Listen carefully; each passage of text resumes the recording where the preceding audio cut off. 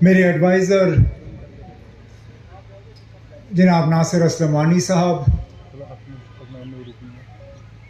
ہمارے مقامی M L A اور نوجوان ساتھی جناب احسان پردیسی صاحب، میرے پولیٹیکل ایڈوائزر جناب مدثر شامیری صاحب، ڈویژنل کمشنر کشمیر جناب بہوری صاحب، وی سی اسکاسٹ کشمیر پروفیسر گنائی صاحب، ہمارے آج کے پروگرام کے میزبان commissioner secretary floriculture parks and gardens جناب شیخ فیاض صاحب، یہاں پہ موجود جموں کشمیر حکومت کے سینئر افسر حضرات، معزز خواتین و حضرات، پریس کے دوستوں، آپ سب کو میرے طرف سے السلام علیکم۔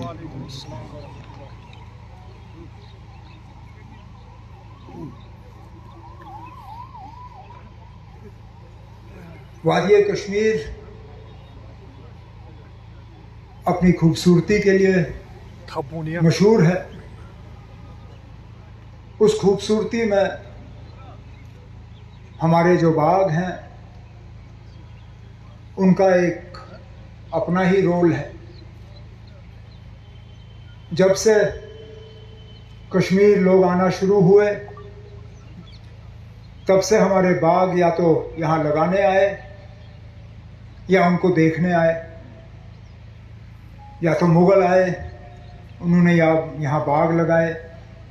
چاہے چشمہ شاہی ہو، نشاط ہو، شالیمار ہو، ہارون ہو۔ اس کے بعد آج تک جب بھی باہر سے کوئی وزٹر آئے اور کہیں نہیں پہنچے لیکن مغل گارڈنز دیکھنے ضرور آئے۔ ہماری ایک ٹورزم کے لحاظ سے ایک کمی یہ رہتی تھی کہ ہمارا سیزن بہت چھوٹا ہوتا تھا۔ لوگ یا تو سردیوں میں برف دیکھنے آتے تھے یا گرمیوں میں باقی ملک کی گرمی سے بچنے کے لیے اور یہاں باغوں کی خوبصورتی کو دیکھنے کے لیے۔ پھر گرمیوں کے مہینے میں مئی سے ہمارا سیزن شروع ہو جاتا تھا اور گرمیوں کے مہینے کے بعد کچھ وقت کے لیے ہمارا سیزن ختم ہو جاتا تھا۔ ایک ٹیولپ گارڈن لگنے سے ہمارا ٹورزم کا سیزن جو ہے پوری طرح سے بدل گیا۔ جو لوگ مارچ اپریل میں یہاں آنے کے بارے میں سوچتے بھی نہیں تھے، آج ہم سری نگر رہنے والوں کو پتا ہے اس مغل گارڈن، اس ٹیولپ گارڈن کے سامنے سے کتنا مشکل ہوتا ہے گزرنا جب اس باغ میں وہ ٹیولپ جو ہیں وہ کھلتے ہیں۔ لیکن اس ٹیولپ سیزن کا بڑا چھوٹا ایک اثر رہتا ہے۔ اب ہمارے لیے پریشانی یہ بنی تھی کہ سردیوں کے مہینے آتے آتے اس سیزن کو کس طرح بڑھایا جائے۔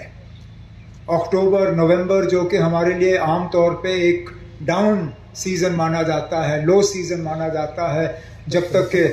برف نہیں پڑتی اور لوگ پھر سونمرگ، پہلگام، گلمرگ کے طرف نہ جائیں، اس کے لیے آج میں parks and gardens department of floriculture کو مبارک پیش کرتا ہوں، اس کے ساتھ ساتھ اسکاسٹ کشمیر کو، کیونکہ ان کا بھی اس میں ایک رول رہا۔ باغ گل داؤد جس کو ہم کرسینتھمم کے نام سے جانتے ہیں، یہ ایک ایسا پھول ہے جو کہ اس سیزن میں کھلتا ہے، جہاں کہ ہمارے باقی باغوں میں شاید ہمارے کچھ خاص دکھانے کے لیے نہیں ہوگا، لیکن اس کرسینتھمم اگر اس گارڈن کو ڈیولپ کیا جائے ٹیولپ گارڈن کے مقابلے میں، جو ٹیولپ گارڈن نے ہمارے لیے مارچ اپریل میں کیا ہے، وہی کرسینتھمم گارڈن ہمارے لیے اکتوبر نومبر میں کر سکتا ہے، جو کہ میں پوری امید کرتا ہوں اس میں ہم کامیاب ہوں گے، کیونکہ اس گارڈن کا پھر صرف پارکس اینڈ گارڈنز کو فائدہ نہیں ہوگا۔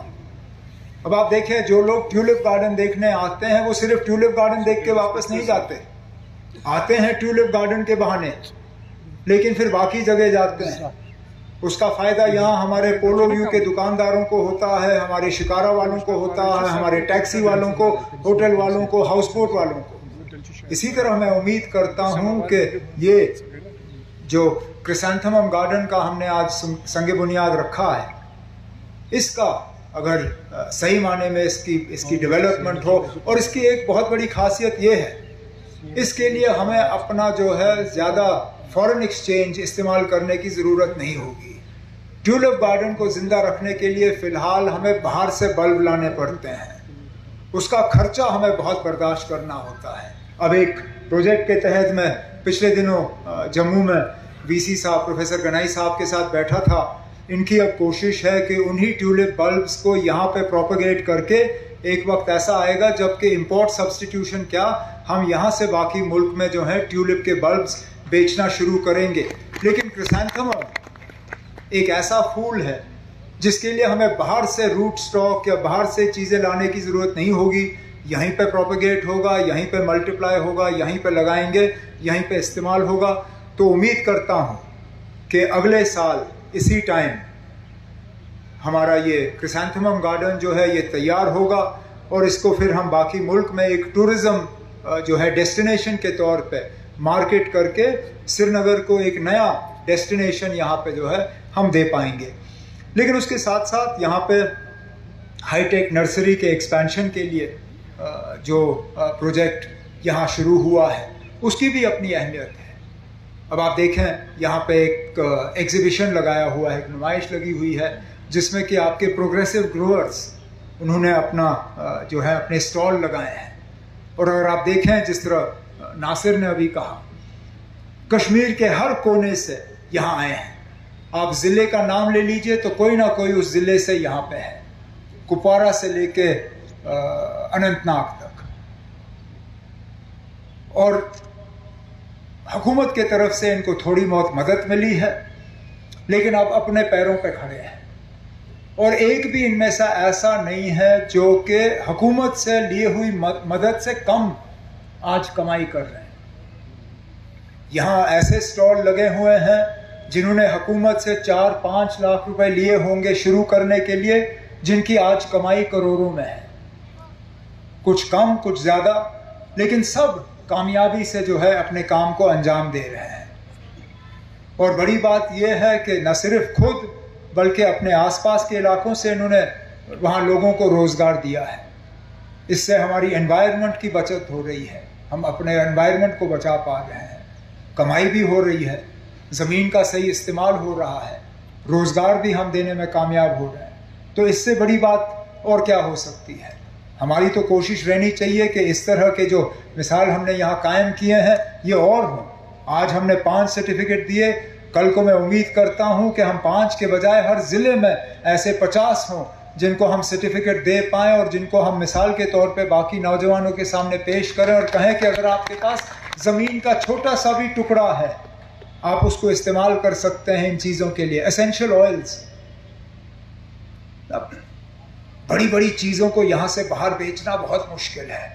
کبھی رستہ بند ہو جاتا ہے، کبھی موسم ساتھ نہیں دیتا، کبھی جہاز کینسل ہو جاتے ہیں، اب کتنے ٹرک بھر کے ہم سامان یہاں سے بھیجیں۔ لیکن ایسینشل آئل ایسی چیز ہے، چھوٹی شیشی ہے، اس کو انگریزی میں کہتے ہیں لو والیوم ہائی ویلیو، اس کی سائز بہت چھوٹی ہے لیکن اس کی قیمت بہت زیادہ ہے۔ اب یہاں پہ لیونڈر آئل، منٹ آئل، اس طرح کی چیزیں جو ہیں جو یہاں ایگزیبٹ ہو رہی ہیں، ڈرائیڈ فلاورز جو کہ یہاں سے باہر بیچے جا رہے ہیں، اسی طرح کٹ فلاورز جو ڈسپلے کے لیے استعمال کیے جا رہے ہیں۔ یہاں پہ جتنے بھی پروگریسو گروورز نے اپنا جو ہے ایگزیبٹ یہاں دکھایا ہے، میں ان میں سے ایک ایک کو اپنی طرف سے دل کی گہرائیوں سے مبارکباد پیش کرتا ہوں جو آپ نے کامیابی حاصل کی، اور امید کرتا ہوں کہ آپ اور پھلیں پھولیں، اور اگر ہمارے طرف سے کہیں کوتاہی یا کوئی کمی رہی ہو آپ ہمیں بتا دیجئے، تاکہ آپ کے کام میں اگر کہیں رکاوٹ پیش آئے، کوئی مصیبت، کوئی مشکل پیش آئے تو ہمیں بتا دیجئے تاکہ ہم آپ کی اور زیادہ مدد کر پائیں۔ کیونکہ جناب حقیقت یہ ہے سرکاری نوکریاں ہم ہر کسی کو دے نہیں سکتے۔ بے روزگاری کا خاتمہ جموں کشمیر میں سرکاری نوکریوں سے نہیں ہوگا، ہم دیں گے جتنا ہم دے سکتے ہیں، لیکن جب تک پرائیویٹ سیکٹر کو ہم بڑھاوا نہیں دیتے تب تک بے روزگاری کا جو یہ ایک بیماری ہے اس بیماری کا ہم علاج کر نہیں پائیں گے. اور یہ امید کرنا کہ باہر سے بڑے بڑے مالک آئیں گے اور یہاں فیکٹریاں لگائیں گے، نہیں لگائیں گے. وہ فیکٹری جس کے لیے را مٹیریل ان کو باہر سے لانا ہوگا اور فنش پروڈکٹ یہاں سے باہر نکالنا ہوگا، اس فیکٹری کا نہ ان کو کام ہے نہ ہمیں کام ہے.